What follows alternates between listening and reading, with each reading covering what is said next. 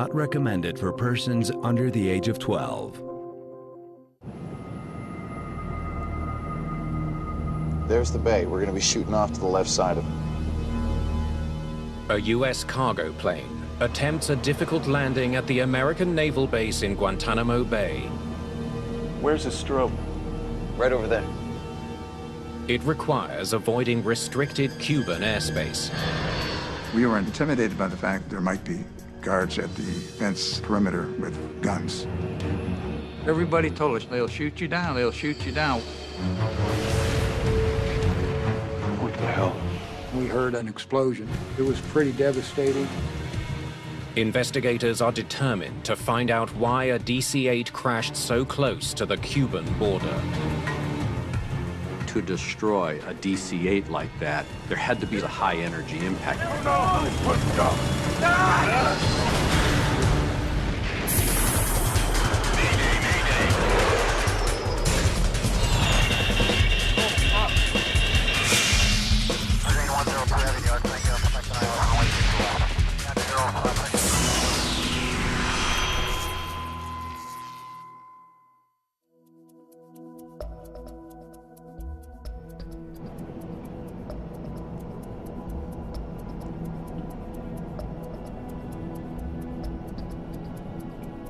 Guantanamo Bay, an isolated U.S. Navy training base that sits on the edge of the communist island of Cuba. Assistant Fire Chief Frank Krupa and some trainee firefighters prepare for a practice drill. All right, let's get at it. A typical duty day, like many fire stations, you're there training and staying prepared for the alarm to strike.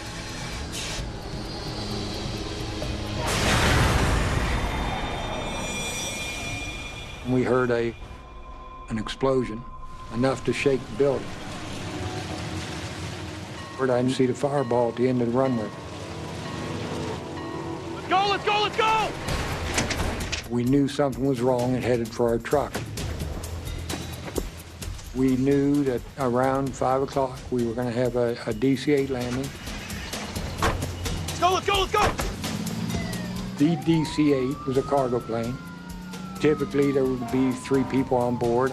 This type of aircraft was going to have quite a bit of fuel on board. The DC-8 cargo jet has crashed 400 meters in front of the runway. As I headed down the runway, I was passing parts of the aircraft before I even reached the crash site itself. It was pretty devastating. I didn't expect to be survivors. Debris is scattered over a wide area.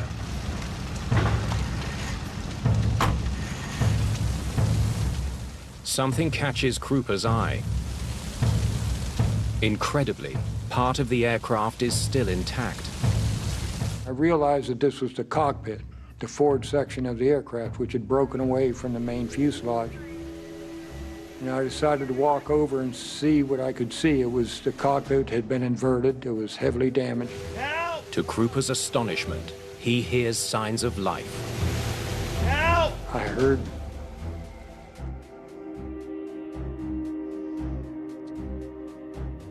heard these cries for help. Help! Hello? Anybody? Help! Help! Through the aircraft, I could hear the moans of personnel inside and realized that someone had survived. We've got survivors.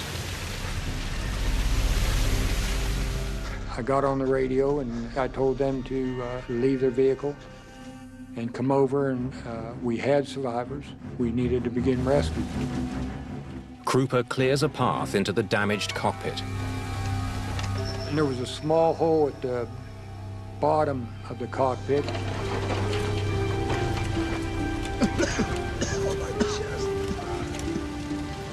Okay, guys. We're gonna get you out of there. Just hang on. Hurry! He discovers 3 people in the cockpit, all alive, but only barely. They were all seriously injured, a lot of traumatic injury, and they were crying and moaning. Please, help! They are First Officer Thomas Curran, Flight Engineer David Richmond, and Captain James Chapo. Yeah, I don't remember the exact moment of hitting the ground, no. Yeah, we're fortunate, you know, the DC-8, they say, was built to separate at the cockpit and cabin bulkhead.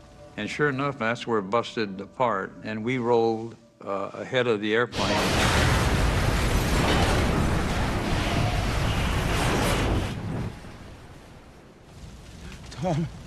Tom, I'm here, Jim.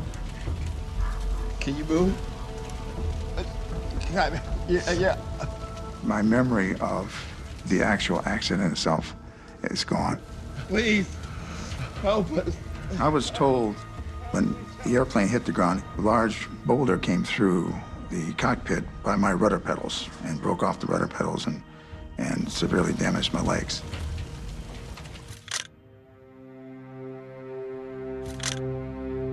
The impact and fire have obliterated the DC-8.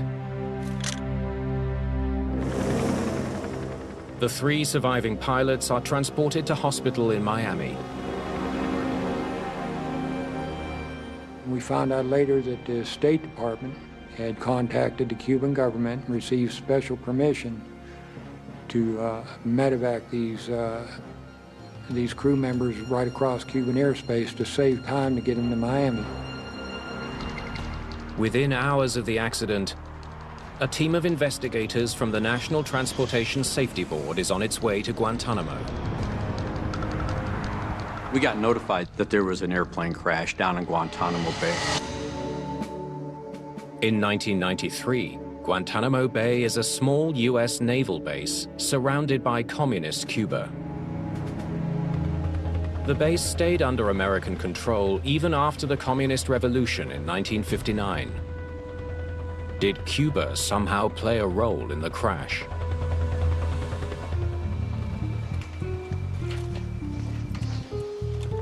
All right, let's see what we've got.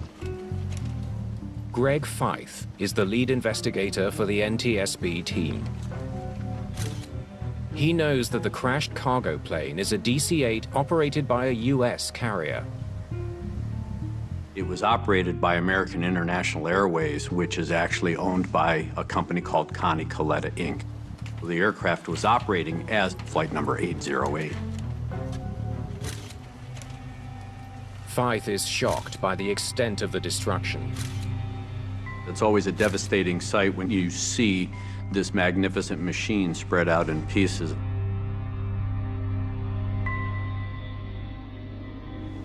He wonders why a DC-8 on approach crashes 450 yards short of the runway. Here, take a look at that. Investigators examine the wreckage for clues that could explain why the aircraft came down so violently. We need to check the engine, wings, ailerons, rudder. Get on it.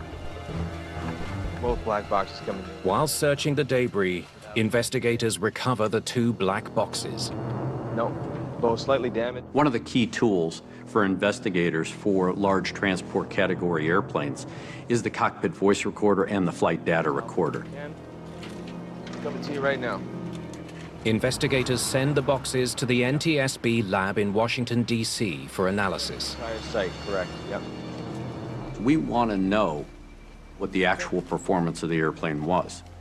And we can marry it up against the cockpit voice recorder to see what the crew was talking about, what they were looking at, if there was a problem. While they wait for the black box data, investigators interview witnesses to try to understand what happened to Flight 808. So you saw the whole thing? Yeah, I watched him come in. They learn that the pilots of a U.S. Navy transport watched the plane's final moments. Here it comes. On 10. They were near the runway when Flight 808 began its approach. We were fortunate there was a C-130 crew, so you have some qualified pilots who are actually watching this airplane, the DC-8, as it was trying to land on runway 10. The DC-8 was turning towards the runway when something went wrong. They described that when they watched the airplane as it turned towards runway 10, the bank angle continuously increased. He's not gonna make it. No way. In 1943, Allied forces bombed Pompeii. Those that exploded caused untold damage. Those that didn't restarted the clock on history's most famous time capsule. There is probably an unexploded bomb. Was Pompeii simply caught in the crossfire? And can a team of experts find these ticking time bombs before it's too late? Bombing Pompeii, an hour-long special on National Geographic. Head and Shoulders? Nisam znao da imaš perut. Nemam je. Imaš li novac? Da, imam tvoj novac. Head and Shoulders? Nisam znao da imaš perut. Nemam je. Nemam je. Uz Head and Shoulders više nemate perut. Sprečavate. Novi Pantene Hydra Glow hidratantni serum sa jedinstvenom prove formulom, obogaćen hijaluronskom kiselinom i ekstraktom baobaba za duboku hidrataciju i 100% mekšu kosu. Novi Pantene Hydra Glow. Novo od brenda Palette, intenzivna boja za kosu. Snažnija, negujuća formula. I tako intenzivna boja. Za uspešno pokrivanje sedih. Palette, broj 1 u Evropi. Rexona predstavlja nova generacija zaštite. Rexona Maximum Protection. Trostruka zaštita pri stresu, toploti i kretanju. Testirali smo njegovu jedinstvenu formulu u ekstremnim situacijama. Rezultat? Nema znojenja i neprijatnih mirisa. Antiperspirant na koji možeš da računaš čak i u ekstremnim situacijama. Rexona, sada, uvek i zauvek, neće te izneveriti.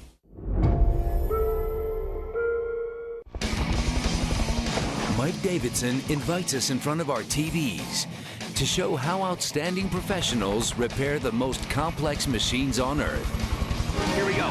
Despite enormous pressure and risk, where a minimal mistake can cost a lot, engineers will do everything it takes to make these machines function flawlessly. I just love it. Impossible Repairs premieres this Friday at 10 p.m. on National Geographic. Not recommended for persons under the age of 12. At Guantanamo Bay in Cuba, U.S. Navy pilots watching Flight 808 come into land realized it was in trouble. Come on, level off, man, level off. Normally, you don't want to be turning more than about 10, 20 degrees on final approach. They watched this airplane as it went from 30 degrees to 40 degrees to 50 degrees, 60 degrees, and they were really surprised.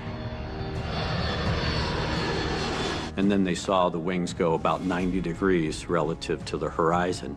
The nose pitched down and the airplane struck the ground.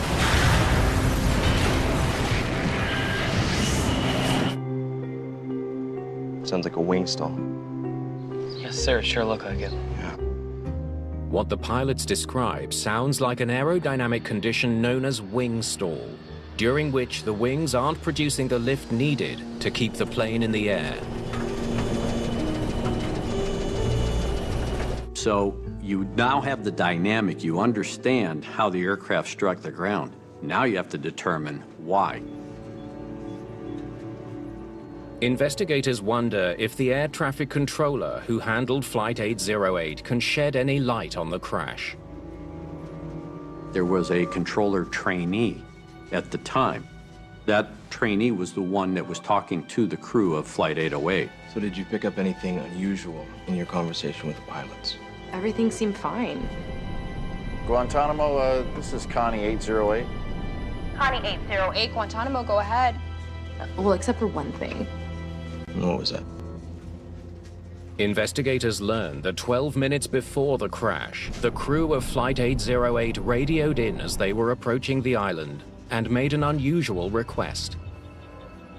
Connie 808 requesting, we'd like to make the approach for 10 this afternoon. Connie 808, understand you'd like runway 10? That's affirmative, runway 10. They asked to change runways. The controller typically will allow the crew to make the decision as to what runway. And that runway selection sometimes is based on wind conditions or certain types of weather conditions or possibly even airspace restrictions. Guantanamo has a single runway, with aircraft landing in either direction, identified as 28 from the east and 10 from the west. Flight 808 was originally scheduled to land on runway 28. Normally, airplanes land on runway 28. It's more or less a straight-in approach, landing to the west. But then the crew requested a switch to runway 10. That approach is closer to the border with Cuba. To avoid Cuban territory, landing aircraft are forced to approach from the sea and then make a sharp turn onto runway 10. You only have 3/4 of a mile from the border fence, so trying to manipulate or maneuver a DC-8 is a real challenge. The aircraft has to approach almost perpendicular to the runway, and when they get in close, they have to make a hard starboard turn. They have to turn and dip and drop onto the runway. Feith is puzzled. Why would the crew of Flight 808 choose the more difficult approach? Did they say why they wanted to land on 10? I think it caught her attention that why would you do that when everybody else lands on runway 28, which is the easiest approach? Investigators want to interview the 3 pilots of Flight 808 about their crash, but they are still in intensive care, and they remember little about the accident. We know that anytime there's a surviving crew member or crew members, there's always the possibility that they aren't going to remember exactly what was transpiring because of their traumatic injuries. Even though the surviving crew can't offer any insight into why they flew a more challenging approach. Thanks very much. Investigators are determined to learn more about what happened. They wonder about the role the pilots played in the accident. Were they qualified to fly the DC-8? Let's have a look here. Feith studies the crew's personnel files. He learns that the captain, James Chapo, is a highly experienced pilot with over 20,000 hours of flight time under his belt. Weather's looking pretty good. Yeah, not bad. 20,000 hours is a very experienced pilot. And this captain had a good reputation. Other pilots had talked about the fact that, you know, he was very dynamic, he was a good communicator. Is there anywhere to get a bite to eat on the base? Just the chow hall, unfortunately. First Officer Thomas Curran is a former Navy pilot. He had a first officer who, again, was very experienced, 15,000 plus hours. The flight engineer, Dave Richmond, is also a seasoned pilot. These guys had to know what they were doing.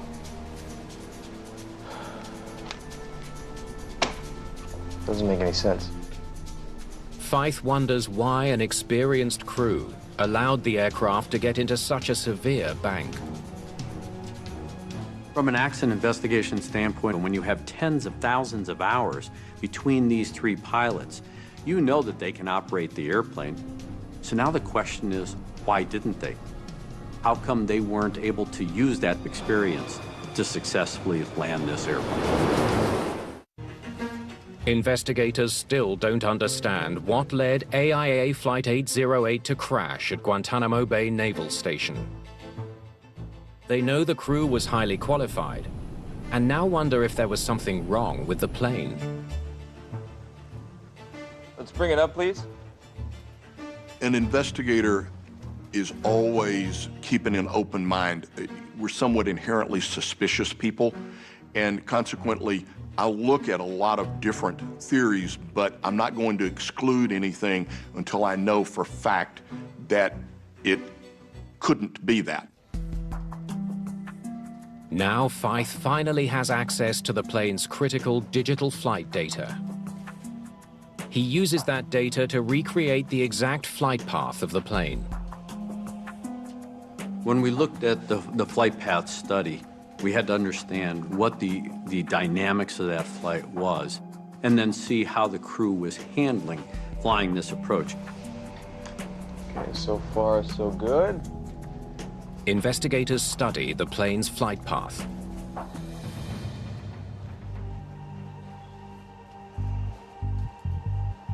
Okay, let's see the proper approach.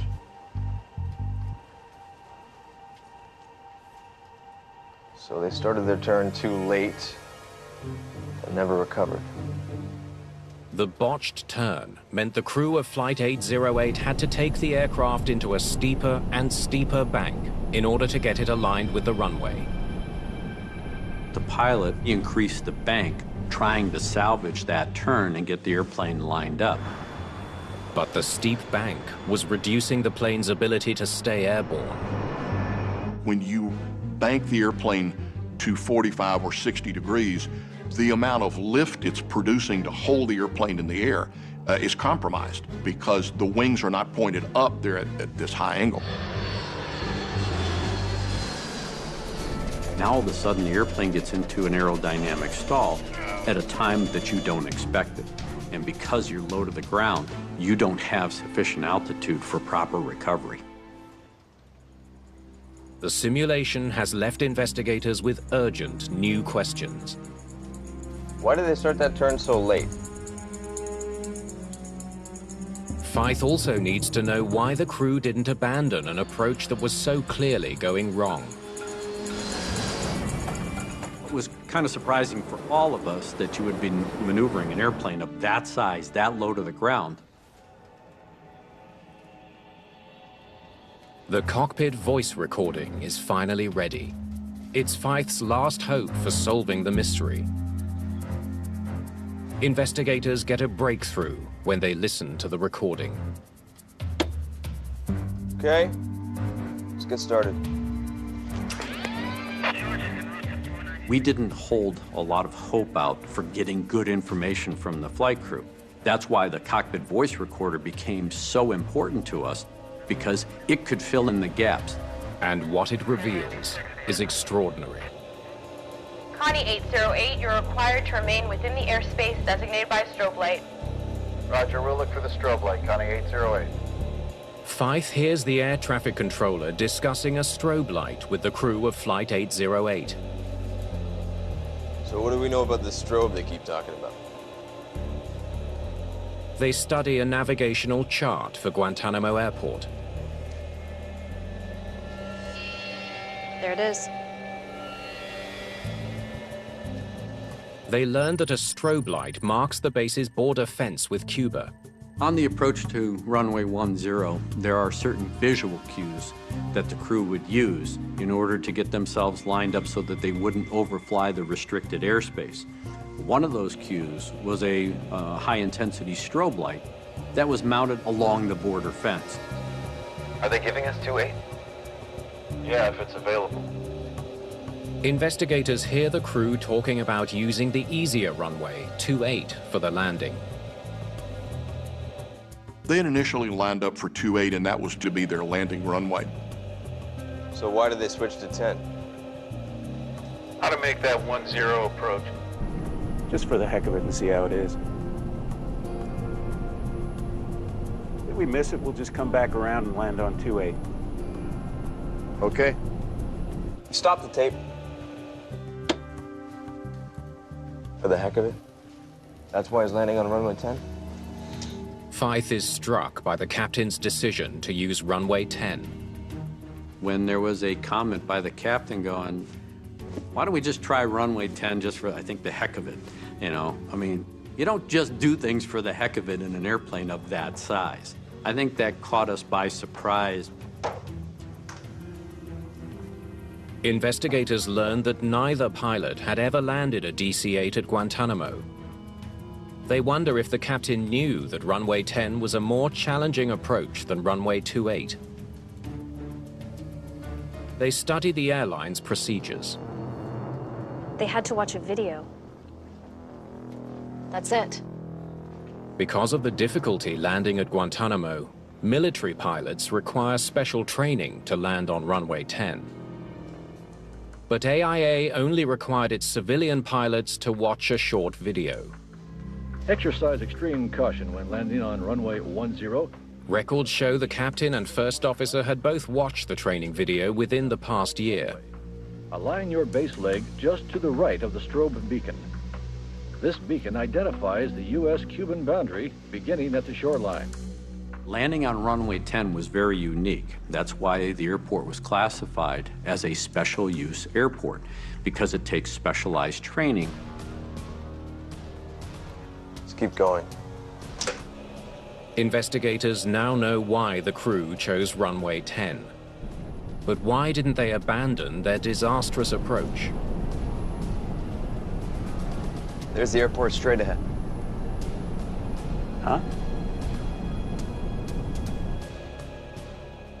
Fife learns that as Flight 808 approaches Guantanamo, Captain Chapo is finding it difficult to get a visual fix on the airport.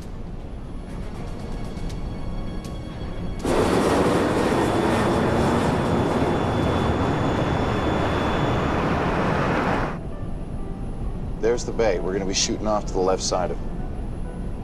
But the airport's going to be on that side of the bay. We're gonna come back around and hang it right. Yeah, that's right. The crew repeatedly has to explain its location to him. Before they actually started the final portions of the approach to the runway, they were having problems trying to find the airport. Wonder if that's the airport right there, straight ahead of us. That is the airport straight ahead of us.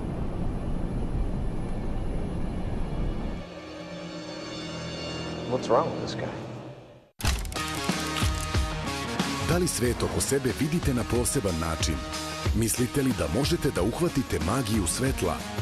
Učestvujte u nekoj od 4 kategorije National Geographic fotokonkursa. I vaša fotografija se može naći na stranicama National Geographic magazina, a najbolji od najboljih će osvojiti fotoekspediciju u Istanbul. Probudite istraživača u sebi i uključite se u takmičenje.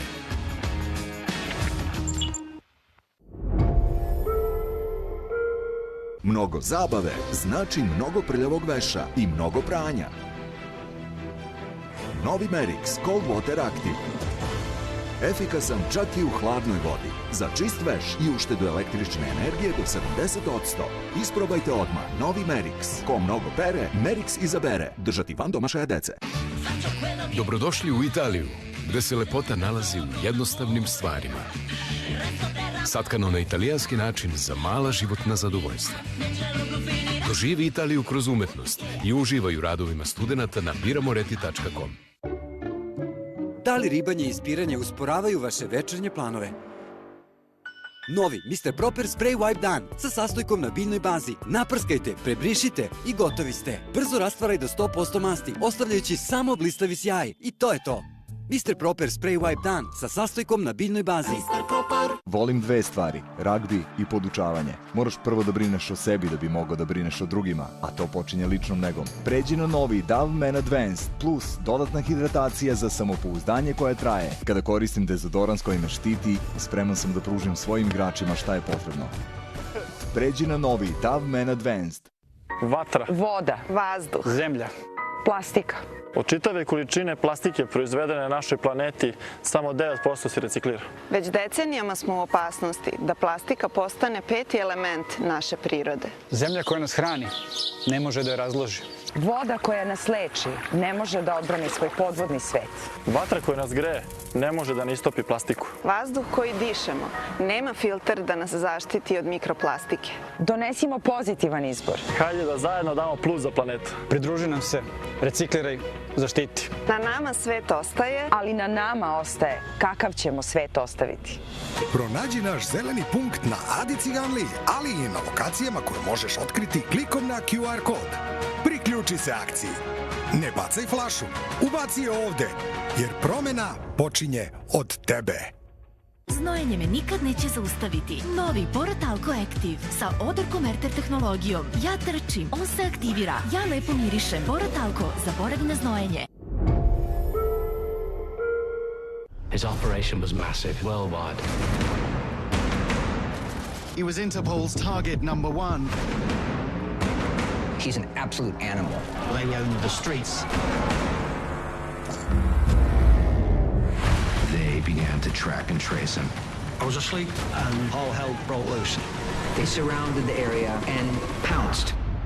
They got him. Drug lords, the takedown. On National Geographic. Not recommended for persons under the age of 12. Wonder if that's the airport right there, straight ahead of us. That is the airport straight ahead of us. Captain seems out of it. Investigators listening to Flight 808's cockpit voice recorder can't understand why the pilots continued their disastrous approach, instead of going around and landing on the other, easier end of the runway. You're at 1,400 feet. You want to get all dirty and slow down and everything? Oh, I will, yeah. The first officer tells the captain they're low enough to extend their flaps and gear, which will slow the plane for the approach. I remember as we were approaching the shoreline, we were intimidated by the fact that we were told that there might be guards at the fence perimeter with guns. To avoid Cuban airspace on the left, the plane must make a tight right turn. The runway's right there, man. Yeah, I got it. Yeah, I got it. We're gonna have to really honk it. Let's get the gear down. All right.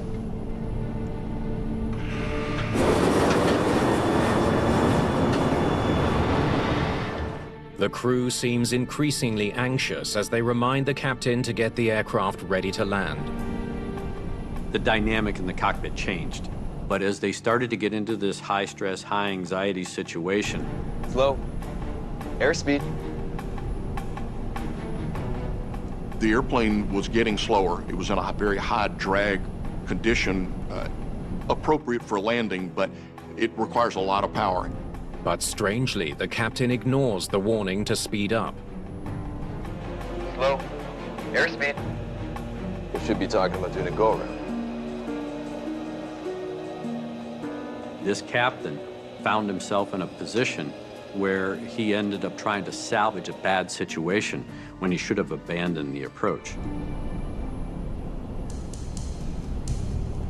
Where's the strobe?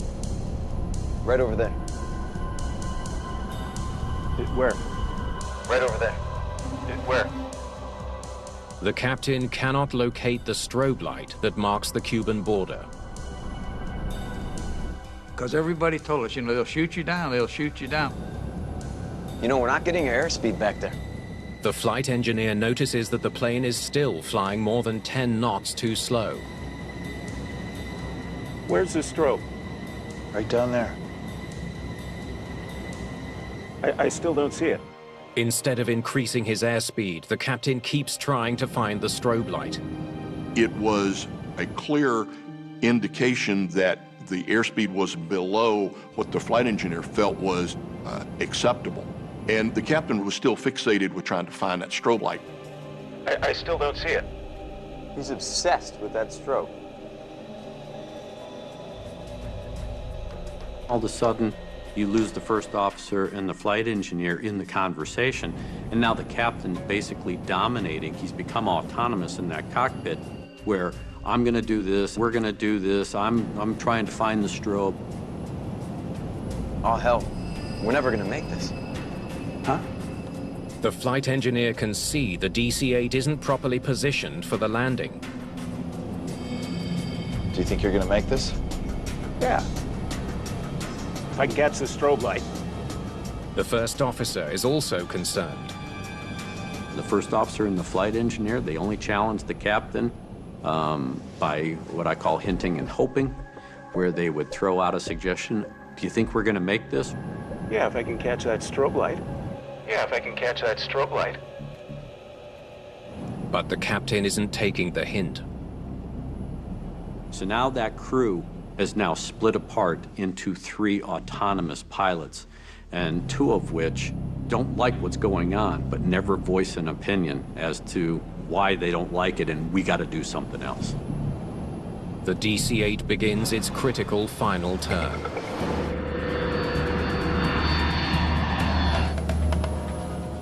But the captain still can't see the runway. He realizes he must have begun the turn too late. To compensate, he makes the turn even steeper. It was about double what airline passengers would experience in a routine passenger flight. Maximums normally around 30 degrees. This was going to require something near 60 degrees to be able to make the airplane turn quickly enough, and they're going to do it at low altitude. The plane needs an airspeed of 147 knots to stay airborne in the tight turn. Watch. Keep your airspeed up. The flight engineer is probably the one that has the largest picture view of what's going on. If somebody said, we're not going to make this, that would be a clear red flag warning. 140. They need another 7 knots of speed. Suddenly, the flight computer activates a stick shaker warning. 55-degree bank, you get a stick shaker. It's a warning that shakes the control column to notify a pilot of an imminent stall. Stall warning. I got it. Stall warning! Stall warning! I remember the stall warning. And everybody put their hands on the throttles and pushed the throttles up to full blast. Max power! I got it! Back off! There was a delay of several seconds before the power went up, but we were only about 350 feet when the airplane stalled, so there was only a couple of seconds to recover anyway. No! No! No! No! Let go! No! No! He completely tuned out his crew.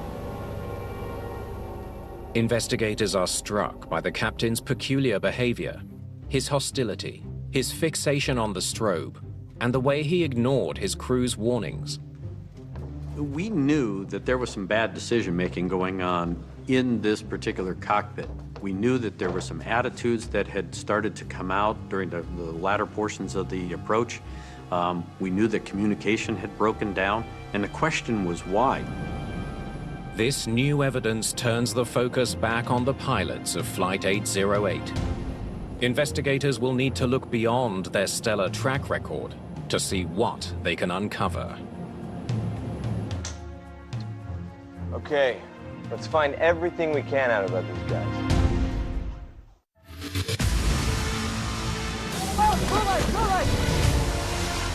I don't think you're fishing. You're gonna need a bigger truck. 1,712 kilograms. The more flights, the more narco's gonna come in. If you get arrested, you owe the cartel. When you get that fine, it is very exciting. Okay, we're going. Go, go, go. Put your camera down. The nail-biting new series, You gonna call my bluff? To Catch a Smuggler, only on National Geographic. It don't bother me if you're old or young, if you got lots of money or you got next and done. I don't mind. I say each to their own. Svežinu Tik-Tak ukusa otkrivaš nežno, sloj po sloj. Tik-Tak, osveži svoj dan nežnošću. Isprobajte Color Catcher Max Protect i sprečite da vam odeća izbledi. Puštanje boje može da uništi svu odeću u mašini. Color Catcher ih upija i tako sprečava da izblede. Dokaz je na maramici. Većina potrošača ima poverenje u Color Catcher, prvi u Evropi. Vaša obojena i tamna odeća vremenom bledi i deluje iznošeno. Nema potrebe uvek kupovati novu. Negujte odeću koju imate uz Pervol Renew. Nežno čisti i obnavlja boje. Za 3 puta duži životni vek vaše odeće. Rethink Fashion. Novo? Ne. Oprano je Pervolom. Isprobajte Fairy Platinum Plus i pređite na kratke cikluse pranja. Svaka Fairy Platinum Plus kapsula ima jedinstvenu formulu koja deluje odmah nakon kontakta sa vodom, brzo uklanjajući uporne ostatke hrane. Pređite sa normalnih na kratke cikluse pranja i uštedite i do 370 dinara na računu za struju. Fairy Platinum Plus, naše najbolje čišćenje, čak i u kratkom ciklusu pranja. Da li misliš da je moć koja te dovela do ovde odustala od tebe? Ali kada ćeš da veruješ u sebe, ako ne na cilju? Zašto staješ na kočnicu kada ima još goriva u rezervoaru?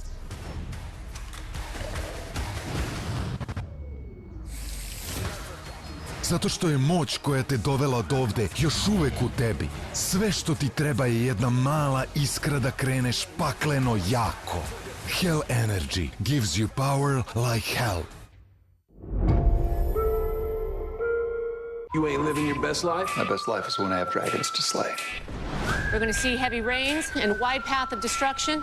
It's raining frogs! I'm sorry, did you say frogs? That was even weirder than the volcano. Nothing is as weird as lava at mini golf. Just wait around a minute.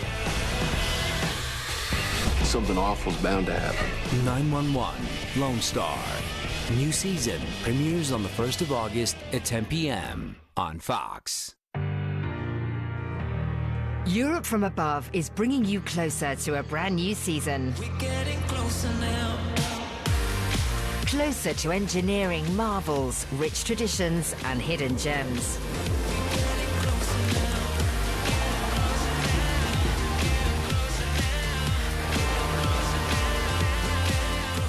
Experience it all in a brand new season of Europe from Above on National Geographic.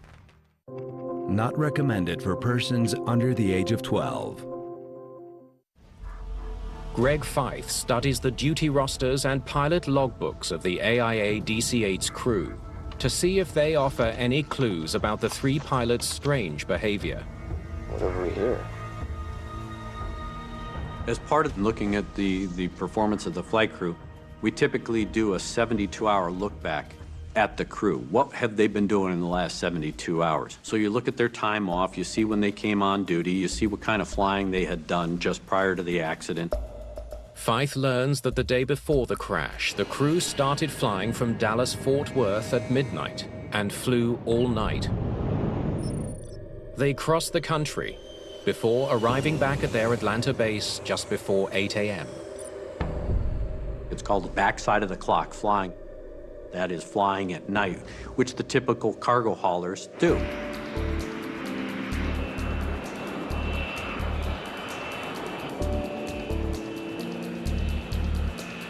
That was supposed to be the end of the crew's shift, but they were called back for one last flight. Guantanamo Bay, here we come. Nothing more I'd rather do. I can think of a few things. By this point, the crew members have been awake for about 15 hours each. In the last 48 hours, the captain had only 7 hours of sleep. I was not particularly enthusiastic to go out for another 7, 8 hours of flying. I'd much rather have gone home and get a good night's sleep and a home meal. The new flight headed to Virginia to pick up cargo that included submarine parts. They wanted us to go to Norfolk and then go to Guantanamo Bay, unload, and then fly back to Atlanta. Could the lengthy duty time have impaired the pilot's performance to the point they crashed their plane? It's real easy to write it off as pilot error, saying they screwed up, they didn't maintain airspeed, they stalled the airplane, they crashed the airplane. But that doesn't tell us the whole story.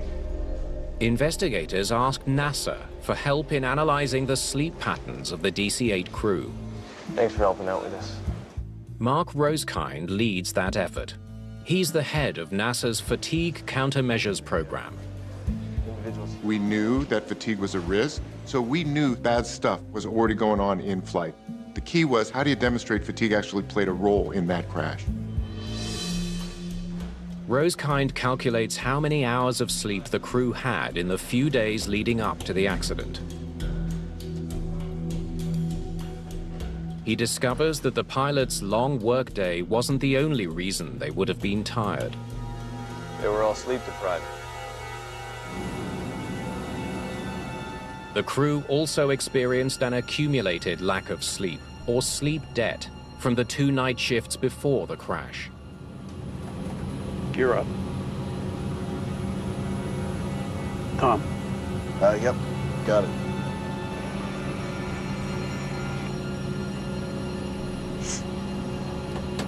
What most people don't realize is that when you lose sleep, it actually builds into what's called a sleep debt. And you should think about that just like a bank account. It's like going in the red.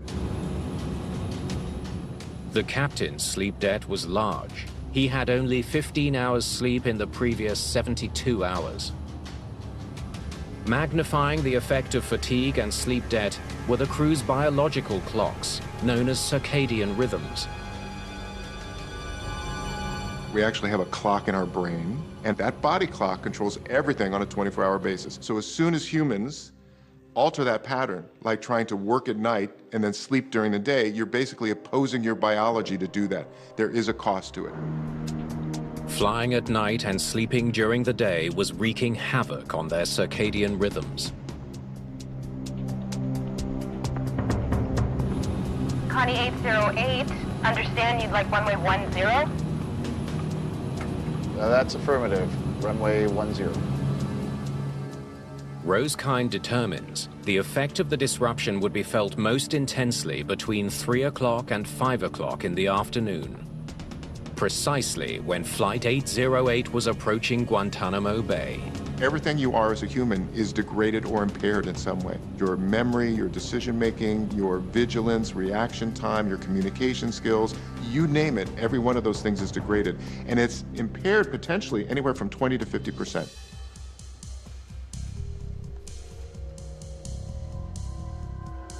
Again, and again, and again, and again. The captain in particular was showing noticeable symptoms of fatigue. One was what we call cognitive fixation. The captain just got stuck on finding a strobe light. Where's the strobe?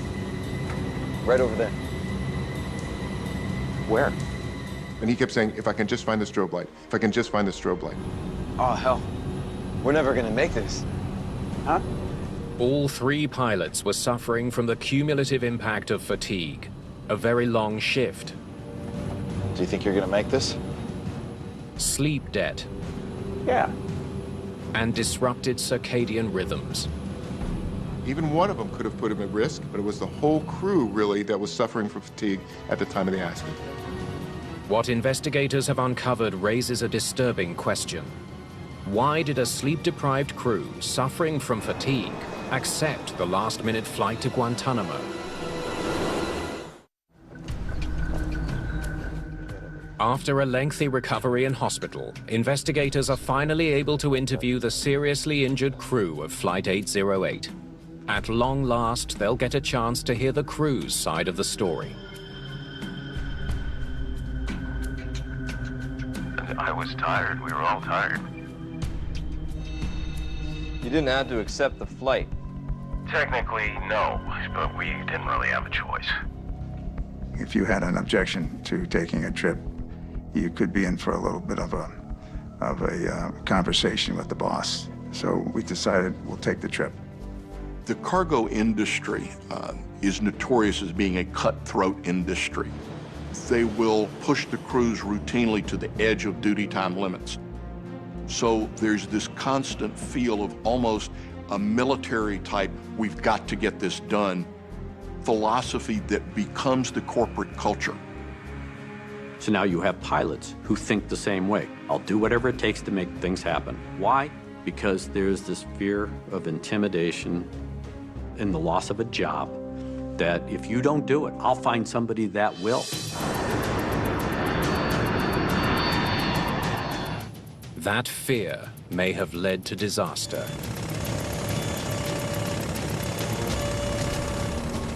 Stall warning. I got it. Stall warning! Stall warning! Max power! I got it! Back off! There it goes! At the very end, things happened very rapidly. We were too low, and our reactions were too slow. And I should have turned it over to Tom, but I was already just sort of out of it.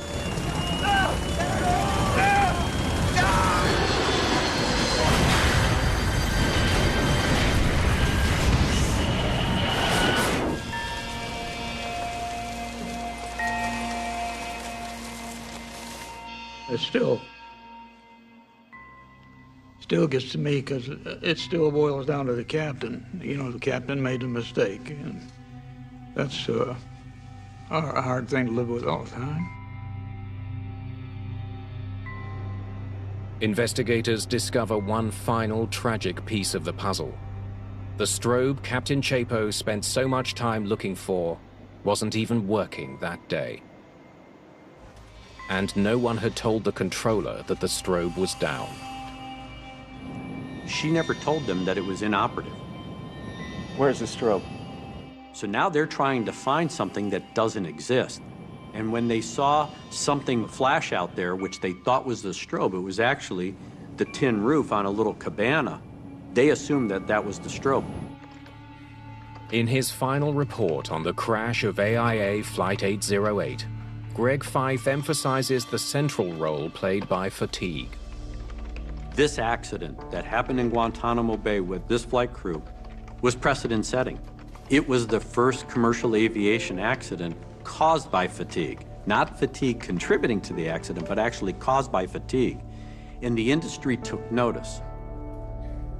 A quarter century after the accident, Captain Jim Chapo and First Officer Tom Curran finally meet the man who brought them out of the wreckage, firefighter Frank Krupa, who was decorated for his work that day. Hang on. Just hang on. Help us, please. Get us out of here, please. I know these old guys. I mean, thank you so much for it. So you're the man. Well, I'm one of them. Good deal. I'm representing the crew. Right. Yes, it was the worst aircraft crash I've been on, but the guys survived. And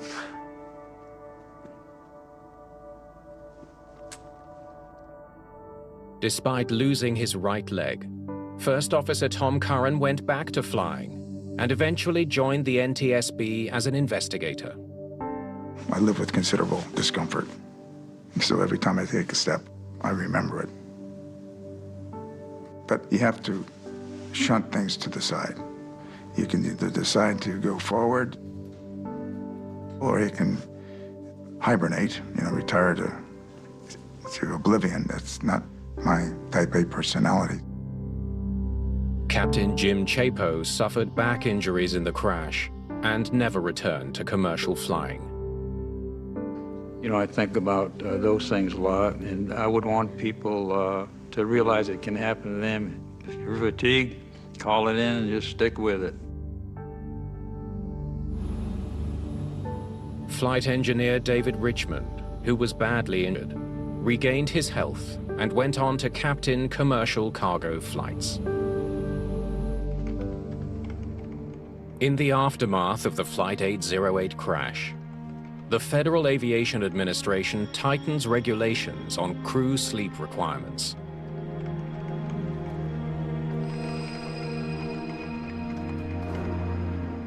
And mandates airlines to take into account the latest sleep research as they manage pilot rest times. Today we have much more scientifically bound crew duty time limits. As an industry, we're better about all of those today, but we can still improve, and we should.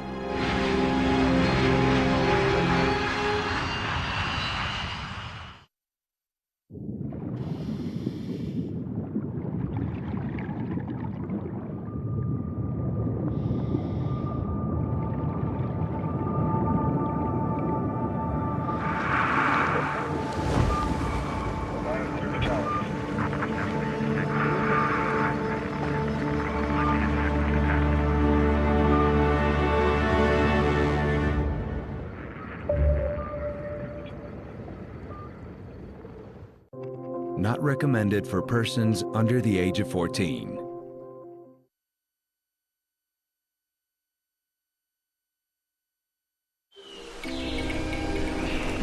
Mexico is at war. A war for control of its own country against a rich and powerful enemy, the Mexican drug cartels. A fight they may not be winning. Organized crime is calling the shots. These narco-traffickers live in a world of astonishing wealth and extravagance. It's opulence on steroids. And even more spectacular cruelty and violence. criminal gangs earning billions from an endless flow of illegal drugs. It keeps going. It never stops. We go inside this strange and dangerous netherworld, where one of the world's most wanted fugitives is also one of its most powerful people. Here, the guns are gold-plated, and the mausoleums are air-conditioned.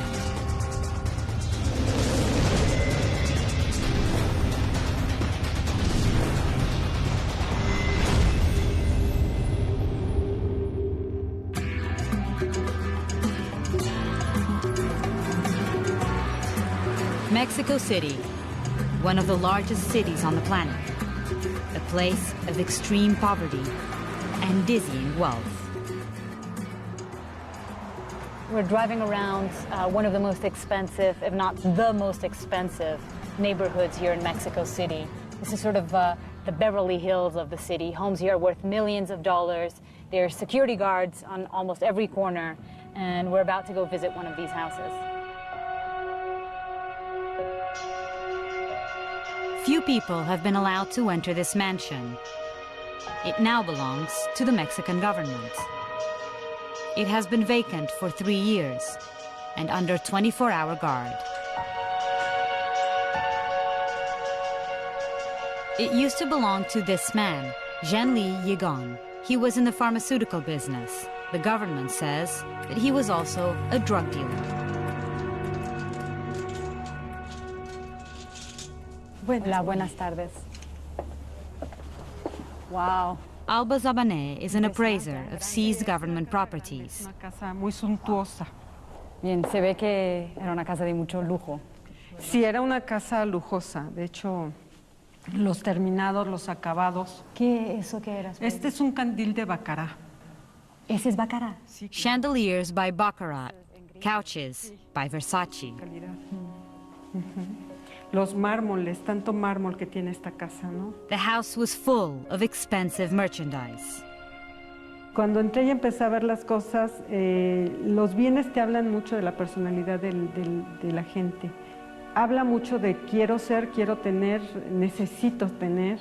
They are the status symbols of the narco culture, a world of spectacular excess fueled by enormous profits. And these are cases for Patek Philippe watches, Swiss watches that are worth tens of thousands of dollars. These photos show just some of the jewelry and watches found here.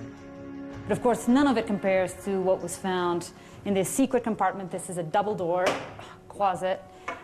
You see this door is made out of metal that led to these filing cabinets that were stashed with some of the over $205 million that were found in this house.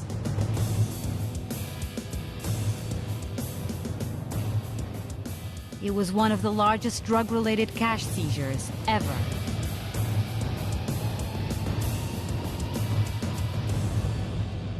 And of course, authorities seized this house because they believed that Jean-Louis Yegon was selling the precursor chemicals, the chemicals used to make methamphetamine, to the infamous Sinaloa drug cartel. And a lot of the things that were found in this house are now up for auction. Jean-Louis Yegon currently sits in prison in the United States. He is awaiting extradition to Mexico to face drug charges.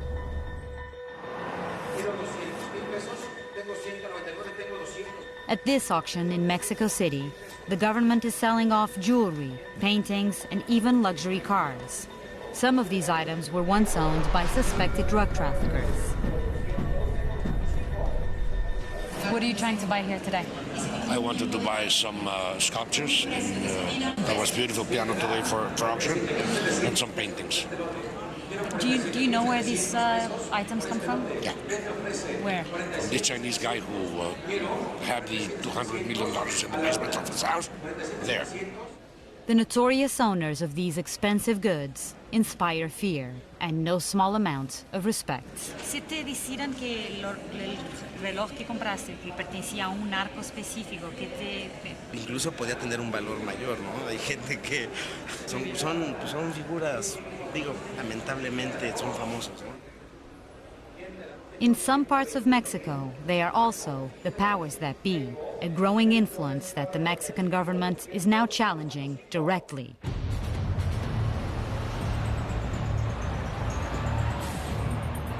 This is a common sight in Mexico today. Heavily armed soldiers patrolling major cities. The government has committed more than 40,000 troops to fight the war against the drug cartels. One thing you notice right away is the ski masks that cover their faces. No one in this fight wants his identity revealed. The narcos, famous for their ruthlessness, have been known to track down and murder the families of soldiers and police who kill one of their own. Now there are 6 or 7 competing cartels, and one way in which they compete is by trying to up the ante with regard to not just violence, but sadistic violence.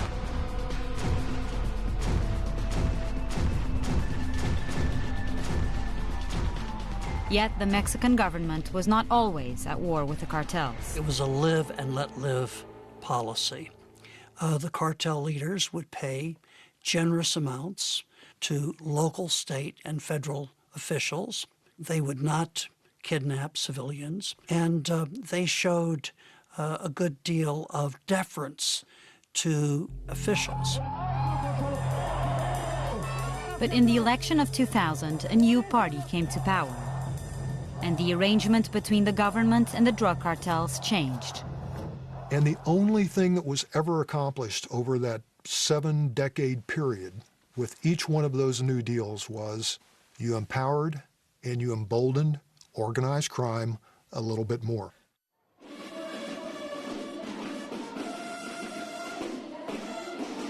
The fight has fallen to the army because during the years of deal-making, most of the police forces in Mexico had been corrupted by the cartels. It is an unusual fight for an army, a war against its own people. The Mexican army has even built a museum to introduce the troops to their new enemy. The war on the drug cartels is painted as a heroic campaign to eradicate a scourge that has turned whole cities and states in Mexico into war zones. And even here, our military guide did not want his identity revealed. The prizes the army has seized from the enemy are on display. Handguns covered with precious gems that once belonged to famous drug lords. And evidence of their unique lifestyles. Esta es una puerta de madera que se aseguró en un inmueble en el estado de Sinaloa, con las siguientes características: un narcotraficante que proporciona seguridad a un plantío de marihuana. Normalmente los ranchos o casas que son aseguradas a narcotraficantes cuentan con extensiones de tierra, animales exóticos. Por supuesto, no puede faltar un cuadro haciendo alusión a su santo conocido como Malverde.